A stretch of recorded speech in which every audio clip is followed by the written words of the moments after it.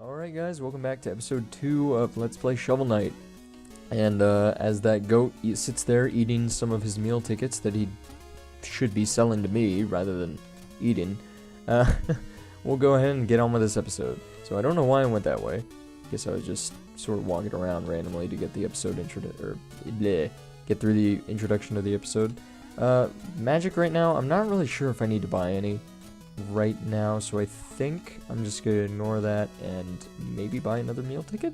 I could pick up the orb of chaos, because I do want to buy every single item, because that's another achievement for this game is to buy every single item. And yeah, so I'm actually gonna go in and get that, because I can always get more health later, and it's not really too difficult to buy every single item, so I think it'll be fine for me to just pick this up first. And the upgrades to your health and stuff also do count as those items, and so does magic and everything. But you really just gotta decide on your own what order you want to get everything in. So first I'm just gonna get the orb. Can I switch? Okay, yeah, I can switch with the bumper. I was trying to figure out the controls. And then, right now we have this little hedgehog, dude. Hedge farmer. Are you really the Shovel Knight? Prove it by digging up this dirt. Alright, buddy. He's so skeptical. He's so happy. He knows we're the real Shovel Knight. Yes. Wow, incredible. You really are Shovel Knight. Yeah, dude. And this person I feel so sorry for, because to get up on top of the roof, you have to stand on her back and then jump up here. And you get this musical note and a ton of gold. Nice. So see, even though I am a frugal, chivalrous Shovel Knight, I do every now and then have to abuse my villagers in order to make it to the top of, houses. Anyway, this is another achievement too, is to just ride this little hoop thing that this girl is pushing all the way, for a certain amount of time or something without touching the ground. So yeah, it's pretty neat. Anyway, before we go to the Pridemore Keep, which will be the first level I will be doing, I'm going to first go and visit the Troupple King at the Troupple Pond. And now we shall meet the Troupple King. Who has awakened me, mortal? Dost thou need aid? Aid me. I sense a Troupple chalice. I can fill it with magical ichor. That's pronounced ichor. See, he even predicted that I was going to mispronounce that. Choose your ichor wisely. Okay, so this is the ichor of renewal. These are actually, all three of these are the three types of ichor that he will be able to provide you. The first is the ichor of renewal. Fills all health and magic. Incredibly useful. Just great all around. It's always good to have this. Ichor of boldness makes you become invincible for 10 seconds. This one is actually pretty useless in my opinion, especially when you get a certain item that does the same thing. So, yeah, it's kind of a useless one to get, in my opinion. And then Ichor of Fortune lets you absorb nearby treasure for 60 seconds. And this one's decent, if you're a new player and you're afraid to go on, to make certain risks and do certain, jump-in puzzles and stuff that are really dangerous and could really involve you dying a lot. And if you're worried about losing too much gold trying to get that treasure, then it might be a good idea to just down an Ichor of Fortune and not have to worry about anything, because it will literally just move all the way across the screen to you when you use this Ichor. So it's incredibly useful for getting a lot of gold if there is enough of it on the screen. But in my opinion, I think it's best just to get 2 chalices full of the Ichor of Renewal, because it's just that good. Subjects, a new initiate joins us. The ceremony shall commence. And I bless you, or allow you to witness the dance of the Troupple King.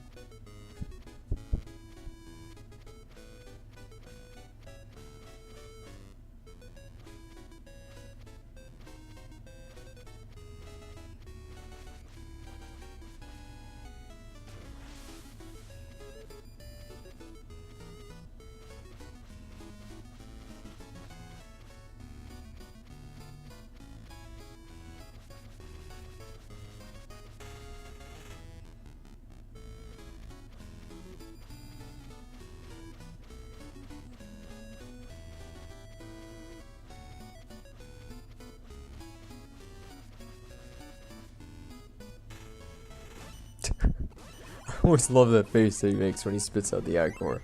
But by the way, you don't have to watch that whole thing every time you get Ichor. We'll just speed up and let him give you the Ichor straight away. But it's still a very interesting introduction to this character, so that's always fun. Fare thee well, shoveled knight. Return if thou hast need of my aid again. And before we leave, I'm actually going to fish in this little opening here, if I can remember how to use my items.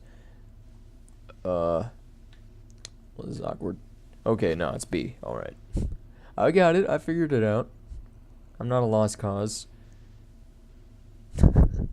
And we got ourselves a lot of apples and a music note, if you didn't catch it. What do you think you're doing, mortal? And we can eat these apples if we want, but of course, how would you even lose health in that area? But anyway, yeah, we got ourselves a music note, so rather than going back to the village straight away to return it, like I normally would, I'm actually just going to head straight into the level and get this video moving. So, strike the earth. Let's begin the Pridemore Keep level. So, first off, you want to head straight left, instead of rather to the right, where the rest of the level is, because you will find a secret, this musical note. But that is not all you will find. Of course, you will also find these statues, and a cool hint, or not hint, but I guess tip, to these statues is that you can knock off the heads and then, like, strike them like that, and you will actually get gems. But yeah, whenever you see sparkles like this, that means you must fish. Because you will either get a goldfish like that, which gives you 350 gold, which is extremely valuable, or you will fish up a Troupple, a servant of the Troupple King, and they will refill one of your chalices if they happen to be empty. And also, there's one more thing here. Yup, we got an Easter egg, and that is actually the logo of Yacht Club Games, who are the publishers that made this game, so yeah, it's a cute little nod there to themselves. I like it. Plus, you get a lot of gems for it, so it's extremely worth it to check that out. Plus, you get the musical note, too, so it's actually required if you're going for 100%. And on that note, I'm not going to be going for 100% here, because I don't even think I ever have 100%ed this. As much as I have played it, I don't think I have 100%ed it. Because it's actually a lot of secrets, and I don't know, like, there's going to be some that I don't know about, and I screwed up that attack there. For some reason I thought I could just stand and hit him, but apparently I should probably try to jump on him. There we go. Now we got these vats of lava. I'm assuming they're lava and not just like really, like, I don't know, really hot, maybe it's like melted hot Cheetos, let's call it that. Melted hot Cheetos. It's much more fun than straight up lava. Well, I don't know. What do you think is more fun, hot melted Cheetos or lava? Because like lava's pretty like extreme in my opinion. But like I could go for like a vat, like hot Cheetos. That sounds like a good time. Yeah. What have we been talking about? Okay. So let's keep going. Up and up and up. And now we have one of the most adorable and pathetic enemies in the game. Rats with propellers strapped under their waists. Yeah, don't ask me how that makes sense. Because I have no clue, but I love it anyway. Alright, we dodge the hot Cheeto mix. And go up the ladder. And we have even more enemies. We have these beetles that we've been seeing everywhere, of course. And then we have this wizard guy, wizard dude. I don't know if these enemies have names, but if they do, I have no idea what they are. So I'm just calling them as what I see them. So you are a magic wizard dude. Kind of look like a gnome. A little bit, I guess. Maybe he's a gnome. But yeah, you can do the same thing we did with Black Knight, where he tries to attack us with magic, we shovel it back at him, and it does damage. And I think he normally takes 3 hits with a shovel, but I guess he only takes 2 with his magic, so that's pretty useful to know. He'd probably make that fight go a little bit faster. Now, I'm not going to do this to every checkpoint, but just to show off how they break and you can get gold for them, just go ahead and crack this one open. And you get a ton of gold for doing that, and it's pretty great. So, like, if I feel confident enough that I'm not going to die at all in a certain area, I might just break the checkpoint just to give myself a little boost in gold, because, I don't know, it seems useful to me. It's not like I'm going to be struggling with gold too much, but it can be useful, like I said. Anyway, this guy looks a lot like those statues we've been seeing. Well, he's actually a knight, not a statue, obviously.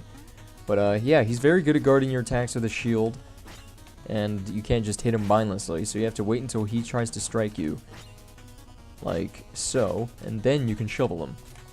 And there we go. I actually timed that one really well. I'm actually pretty surprised. Anyway, those guys can take a pretty long time to kill, and there are different variants of them that we will see at a later date, and they do get progressively harder to kill, so yeah, they can be quite a handful. I think I'll break this one too. I'm pretty confident in this first level that I can get through without dying, so I'm probably just gonna break all the checkpoints, to be honest. I kind of wish I got more health now that I think about it, because that would have made this even easier to break all the checkpoints. Because I do think it would be cool to at least do one level and show you guys how potentially challenging it could be to break every checkpoint. Hot Cheeto mix, please. Don't. Okay, cool. And this door is pretty interesting because you just have to line yourself up with your outline and then you sort of just like rotate on through. Quite weird, actually. Anyway, I'm going to break those up there to get some gems and some magic that I didn't need, but you know, whatever. And then we'll just hop over these chandeliers and say hi to Chester. Now you know why he's called Chester. Hides in chests. In the village or out in the field, I have all the deals. You're not gonna believe what I just found in this chest. Wanna see? So in every single level, you're gonna find Chester in some random secret area, and he's going to have an item to sell you. The reason you want to find him in the level and not just buy these items from him later in the village, which you can do if you did miss him in the levels, by the way. So if you find him in the level, it would be a lot cheaper, I'm pretty sure, to get the item. So this will benefit you to actually take time to look for Chester and get the item in the level, rather than just waiting until you finish the level and then getting it, you know, in the village. Also, it's good to have the item on you, just, like, period. Like, most of the items are actually incredibly useful, specifically in the levels in which they are found. So the fact that we now have the fire wand can make it pretty, like, a lot easier for us in this level in different situations. So that's kind of good that we picked that up. So you see, yeah, he did take 3 hits with the shovel. And so it is a lot faster to kill these guys with magic, but I just think in this particular room it's easier to just hit him with the shovel. Yeah. Now I could show off the fire wand. Fire wand, if you use it correctly, will just launch fire at your opponents. Basically like the fireball in Mario, except it doesn't bounce on the ground or like that or anything. It's a useful item. It's actually an incredibly useful item because it's basically your best method for long range attack. And, you know, in the sense of like horizontally, because there are certain enemies that are easier to hit with like a vertical ranged attack, which we will be getting a little later. Anyway, carefully do that, and I didn't want to break these dirt blocks because we actually need those to get on this ladder. And this is also another great instance to use the flame wand, because I don't think we'll be able to hit him. Oh no, I actually ran out of magic. So okay, I guess the flame wand costs 4 magic to use, and we only had 2 magic, so see, I couldn't use the flame wand. So you do have to be resourceful with your uses of it, or any of the items for that matter. Yeah, even the fishing rod costs magic, as weird as that may sound. But yeah, you do want to keep track of your magic whenever you're in any, you know, level in this game, because if you use too much of your magic and you really need it, well, that's gonna be very, very bad. I think the best thing to do is to just save most of your magic for the boss fights, because items can be incredibly useful in those. So, just saying. It's a little tip for me to you. Alright. I'm actually going to go back down this ladder because I feel like I might have missed some gold, and you know how greedy I am.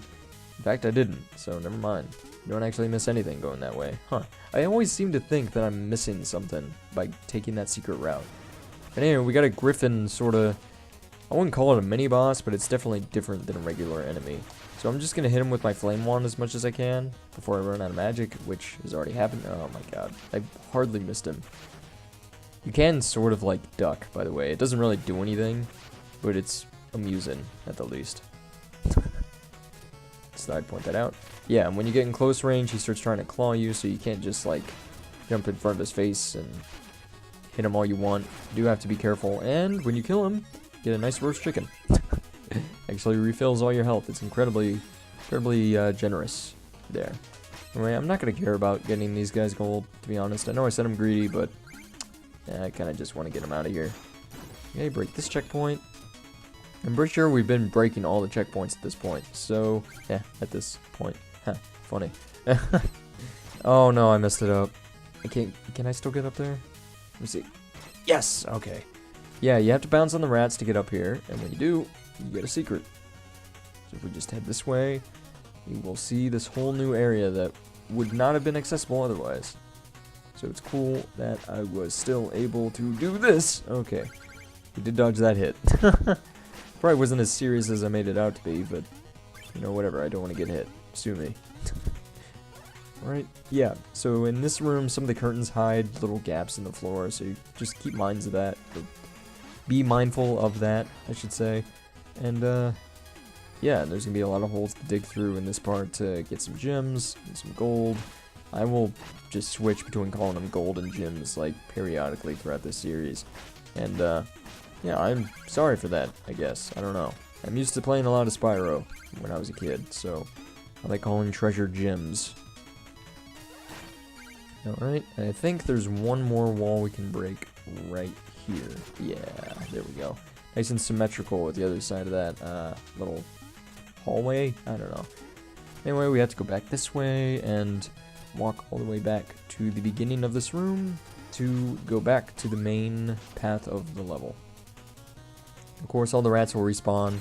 All enemies will do this when you come back from another room. Even if you did kill them, they will always respawn. There's just no way around that, typically. I'm pretty sure. There might be some enemies that don't respawn, but I don't think that occurs very often, so I would just assume that every enemy would just respawn. So, anyway, I can use these guys, and yeah, okay, whatever. I really want that treasure, but nope. Too bad. I screwed up the jump. Oh, I hate this part. It's not that bad, but it just pressure. Yeah, I feel a lot of pressure when I'm fighting one of these guys on a bunch of dirt blocks because I really like bouncing on them, just to, you know, distract them and buy me some time to think.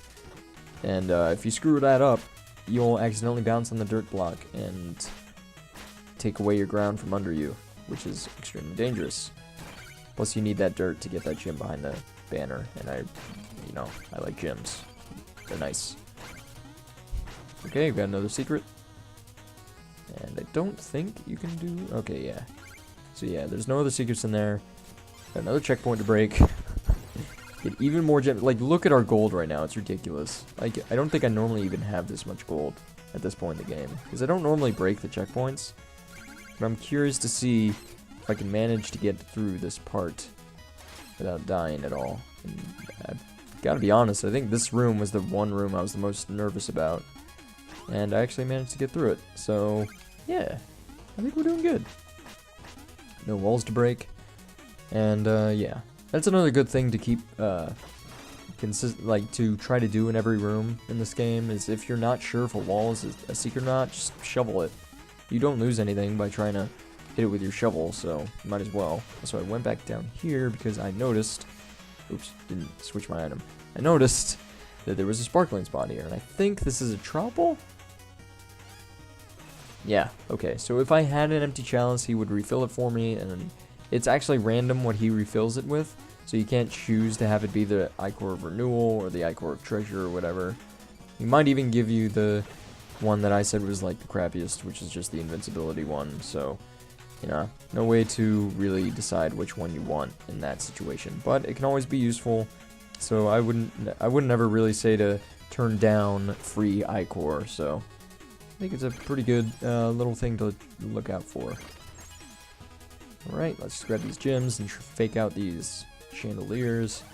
And then we'll get attacked by a bomb. Yeah, there will be some, you know, like dinner dishes or whatever. Instead of having a chicken or some kind of food in them, it will instead have a bomb. So, gotta check out for those. And this one, I think I'm just gonna flame wand it up. Don't want to risk getting hit. It's because it's easy to just stand in the spot and then just spam them. So, I think one more hit should do it. Okay, 2, maybe? Okay, yeah, there we go. And we get another chicken, just in case we took any hits there. But, in fact, we did not, so I'm feeling pretty good about that. And now we have the final checkpoint before the boss. There we go. Who needs checkpoints when you got gold? Am I right? Really hope I don't die, because that's going to be one hell of a cut. Oh my god.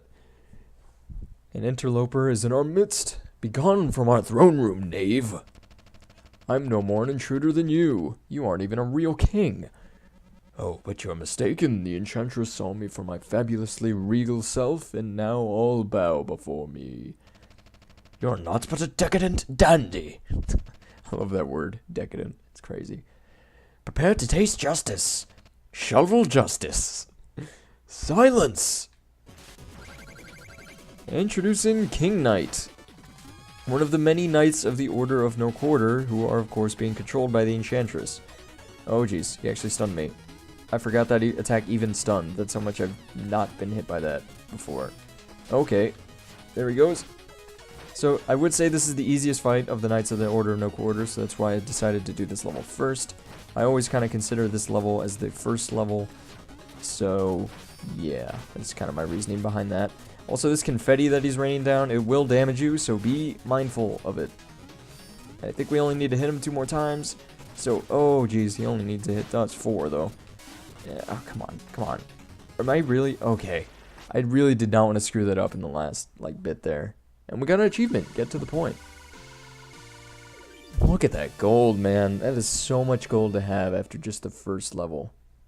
That's insane. I'm actually really happy that I did the checkpoint thing, because I would not have nearly as much gold if I didn't do that. And of course, we have the scene with us by the campfire, resting out after this probably really busy day. I mean, come on, we did just storm a kingdom, to be honest. And we get even more gold from this campfire that we, for some reason, fueled with gems and gold. I don't know. Anyway, yeah, you won't have a scene with Shield Knight catching, or Shovel Knight catching Shield Knight after every level, but it will happen occasionally. And this is what I was talking about, how this gets even more like Mario 3, because there are enemies that will pop up on the world map and initiate combat with you. But then the level that it starts is much more like, I think Zelda 2 had stuff like this, where it would just turn from an open world to, I don't know, 2D platforming like this. So I don't know, it's kind of a nod to 2 games there, really. To Mario 3 and Zelda 2, I think. So that's pretty interesting. I guess it's more of a nod to Mario 3, just because in Mario 3 it also did the same thing, where it was the overworld map would have an enemy, and then you go into a 2D platforming segment. But, I don't know. I think I associate it more with Zelda 2. I don't know why. I haven't even played Zelda 2. I don't know. It's weird. Now we have even more gold. So now we have 8,832. So I say we should definitely stop by the village just to, spend all this gold we got going on. And also get even more gold. 2,000 gold to be exact. Oh, he was just talking about his Kickstarter. Oh my god, you are Jake Kaufman. It's crazy. Okay, so now we have 10,800 gold. So you bet your buttocks? I don't know. I don't know why I was so reluctant to say ass there, but whatever. Yes, I will buy a meal ticket. So yeah, it did cost more than before that time, because, the cost gets higher and higher as you go on. But I will definitely spend 4,500 to get a meal ticket, because I want more health. In fact, I need more health. That's why I got the ticket. We got roast pork. Nice. And then I'll probably pick up some more magic, because we could use it now that we have more items to use magic with. I was having trouble running out of magic there with my flame wand, so I think I'd appreciate it. Also, let's talk to more of the people we never talked to before down here. Got this guy. Oh, I should have talked to him before, actually. This is actually the king that reigned in that kingdom that King Knight took over. So, yeah, it's pretty interesting now. That since we've taken out King Knight, he's pretty happy. King Knight reigns no more? Huzzah! Now I can rule Pridemore! Hurrah! I can't wait to greet old Plume and Beaky. They probably can't wait to see me. I didn't kill your birds, what? Oh, that's Spectre Knight. If someone could defeat him, I would bestow upon them my greatest treasure. So we'll need to make sure that we come back and talk to her whenever we beat some guy named Spectre Knight. Ah, new face. Dancers, acolytes, witches, goats. Everyone's welcome in here. Nice. And then the witch over there, I don't really want to talk to her. Not because she's a witch, but because she actually kind of just tells you your stats, and I really don't want to, you know, have her give me an earful about my stats when I don't really care, to be honest. The meal ticket's probably going to cost too much for me to buy, so I'm just going to go ahead and get another bit of magic, and I think the next one's too expensive as well, yeah. So that's about all we can spend our money on right now. There will be more things to spend our money on later, but for now, that's it.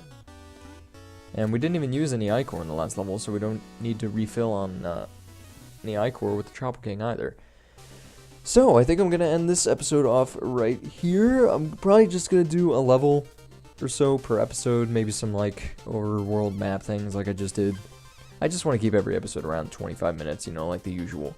So, yeah, that'll be it for this episode. Next episode, we will be venturing into the Lich Yard, lair of Spectre Knight.